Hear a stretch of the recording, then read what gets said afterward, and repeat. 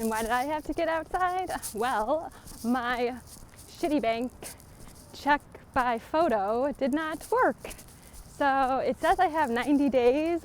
So I figured do this sooner than later. To either do what we need or the disease burden and increasing the rate of survival for this disease. So no amount of saying that from a podium makes it true. We can't act like there's going to be a magic medication that's going to magically make this go away just because we have some anecdotal data that says that it might. We are really excited about the idea of medication. Thank you, God. I love it. Thank you, Jesus. For my life. I love it. I hate this virus, but I love it. It's a little confusing. Lessening the disease burden and increasing the rate of survival for this disease. We must be responsible with that information. Tweeting about a medication and then watching there be a national shortage within 24 hours is not the way to save as many lives as possible. And with this virus, because it's so contagious, you don't want to wait until it touches you or a loved one for you to feel like you need to listen to the doctors and the scientists, people that are sick, because this virus doesn't care if we want it to go away. There has to be leadership, and if there isn't leadership, they need to stop telling people things that aren't true. If they don't help us figure out how to get large-scale testing and immune responses, if they don't make sure that we keep people at home, they will be actively contributing to more Americans dying. There's no two ways about that. They have to act responsibly. There has to be leadership. Feeling good. I just don't want to be doing, I don't know, somehow sitting in the Oval Office behind that beautiful resolute desk. I think wearing a face mask as I greet presidents, prime ministers, greet dictators, kings, That's queens. totally what he cares about most. His image, hello. Please trust us. We're here to protect you, but we can't do that if you don't listen to what we're saying. We need to get that collective voice to the administration so they start to either do what we need or get out of our way. They will be actively contributing.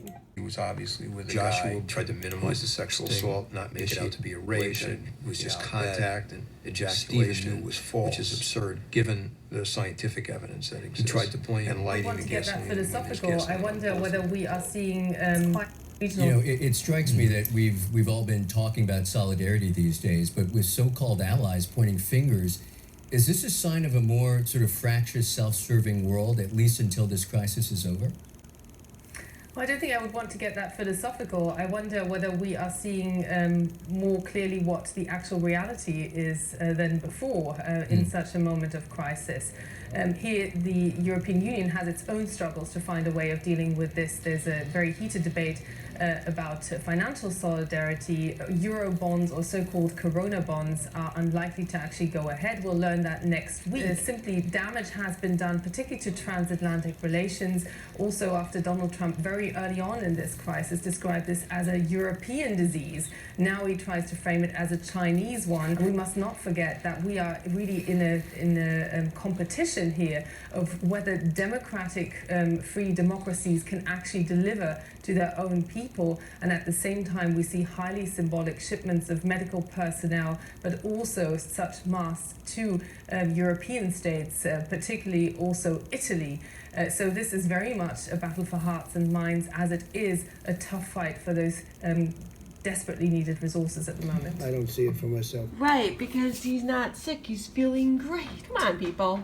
And Trump with this announcement. I directed Secretary Hayes to use any and all available authority under the Defense Production Act to ensure that domestic manufacturers have the supplies they need to produce ventilators for patients with severe cases of COVID-19. And it's not just machines, but human resources. We still don't have a uniform nationwide quarantine. Governor said today, I didn't even know that coronavirus could spread from asymptomatic people. Is it our response and our lack of testing that makes us like Italy? Oh my God, or is it something about pre-existing conditions in the population? What makes say that we are Italy? The fucking I think what makes them say that we're like Italy is the trajectory of where we're going, which is sobering. I mean, even in the best case estimates, we're talking about 100,000 to 200,000 people. It's because you did not want to test people to get your numbers up, and so now we're seeing our numbers skyrocket.